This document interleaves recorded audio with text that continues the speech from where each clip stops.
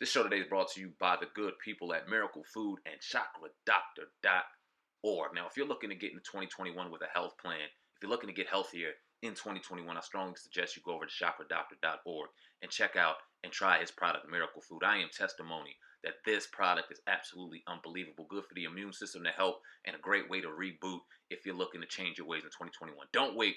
Go to ChakradDoctor.org. Tell them Viral Hip Hop News sent you. Let's go. How you doing today, family? What's happening, man? How y'all doing? Blessed to have you, man. Blessed to be here. Damn sure happy to have you on this day, brother. Absolutely. Let's get it popping, man. Dame Dash Network. Very excited to see what you got going over there on the network, man. Give the people a rundown of what's going on with the Dame Dash Network, brother. Well, you know, I launched it about a year ago. So you get Dusko? I launched it about a year ago. My dogs is barking. Dusko! So I launched about a year ago, and the innovation was that it was all original programming with a point of view.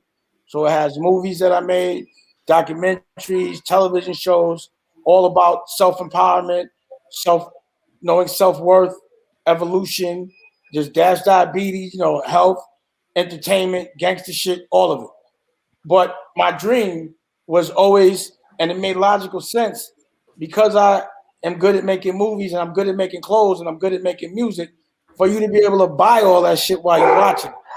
So the innovation now is that while you're watching it, you can actually buy it. You know what I'm saying?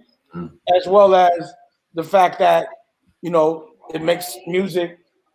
It distributes music, magazines, books, all type of shit. You know what I'm saying? So while everybody else is launching apps, everybody's hip to it. My thing was to launch it so that you could buy things while you're watching without leaving that experience while you're inspired. And I'm sure everybody else is going to do it, like right. Disney and everyone else. And I do things first so other people can emulate it, so then it can become normal. But just remember who told everybody about it first. How do you view your competition, your Netflixes, your Hulus, Amazon Primes? How do you plan on, usurping them and taking them out and putting yourself? I can tell things from it, but the content is good. It's content where we tell our authentic stories by the people that have the authentic stories, instead of having to sell your rights to another culture to now having bought from you. You have no control of it. You don't get no residual income from it. And the narrative is never right. And it doesn't teach us the right shit. So there's patterns. The things they show us all day do not behoove us as a culture. They make us look like we're number two when we're number one. Mm-hmm. So on this network, the truth will be told, and there's no compromise of quality. I'm dead nice with making all of the content. I think I'm better than all the movie makers like a Scorsese and all of it. I consider my competition at that. So the quality of, oh shit, look, Oskino just walked in. What's happening, bro? I'm going to start this. All right. I'm going to give you all yeah, like the mask on. Yeah, take him outside, Nicolette. So yeah, you remember Oskino from State Property, right? Yeah, we've been hitting him up too. What's up, Oskino? Yeah. All right. Where y'all from? Jersey, South Jersey. Jersey, yes, that's Oskino. We about to do some work. You got his podcast. I'm gonna go down there. If I want to check him, come to the house real quick. Dope. You know what I'm saying? You talk about black empowerment networks and competition, and maybe because Clubhouse has a lot of black promotion, but when you look at the owners, they don't look nothing like us. So what do you think about Clubhouse and how blacks have kind of put that on their backs already, and $1 billion venture that it already is? Well, I don't know who owns it in the business of it, but I do like that it's a place where people want, and they're conscious about being smart, where they want to at least do something and make a change, and it's intelligent conversation. So, if something's going to be the wave and someone's going to make money off it should be something that's positive for us. So I think it's identifying those that are really looking for knowledge and having some kind of a smart conversation, at least for now. Now talk about, your new son and your recent proposal to your fiance. Congratulations. Yeah, congratulations on that. Can you talk about how that, is shaping your life nowadays? I mean, it was my dream was to have a child with a woman I love in a functional relationship and be in a place where I could just spend time without having to visit my kids, So Rocky fought really hard to make that baby. And she's been riding or die with me for like 15, it's like 13 years, 12 years now. And she's giving me the wealth that I was looking for, the happiness that I was looking for. So, of course, that was the next thing that had to be done, was for me to bend that knee and do the right thing. But, it's a long time coming. And she's making a documentary about IVF and losing the baby and then going through it again and having the baby.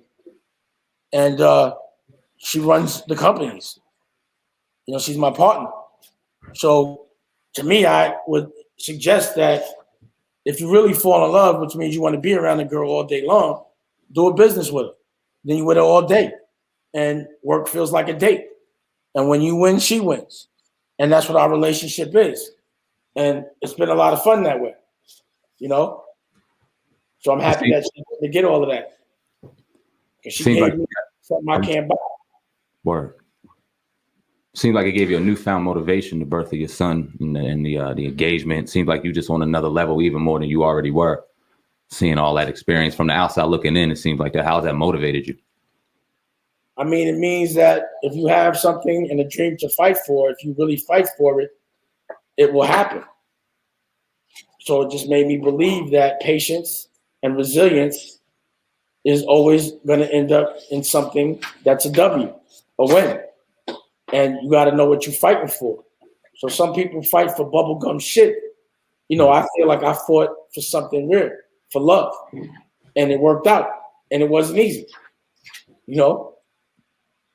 So that's worth celebrating.